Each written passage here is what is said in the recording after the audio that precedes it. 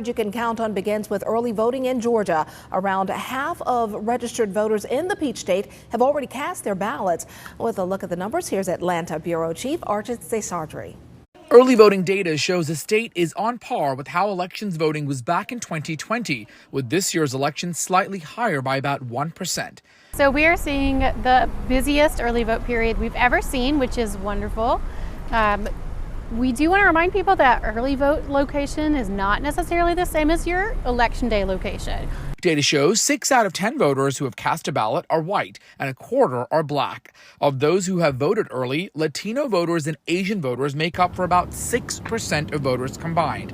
That's why there is a push by voting groups to target minority voters ahead of Election Day.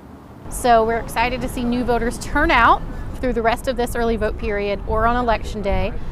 We know that there's over 1 million new eligible voters since 2020 here in Georgia. Data shows nearly all voters who have voted early are senior citizens, so now there is a push to get younger and voters of colors to the polls before Tuesday. So typically, early voting has been heavier for Democratic voters, although this year we are seeing even regular Republican voters choose to vote early. So turnout has been high among pretty much every category this year during early voting, both Democrats, Republicans, younger voters, older voters. But what we are still seeing is a trend of these are regular voters. These are people who are going to vote, whether it was during early or Election Day.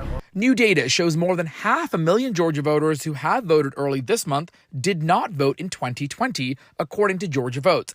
That is a combination of voters who have since turned 18, new voters, and those from out of state. Reporting in Atlanta, Archit Seshadri, Atlanta Bureau Chief.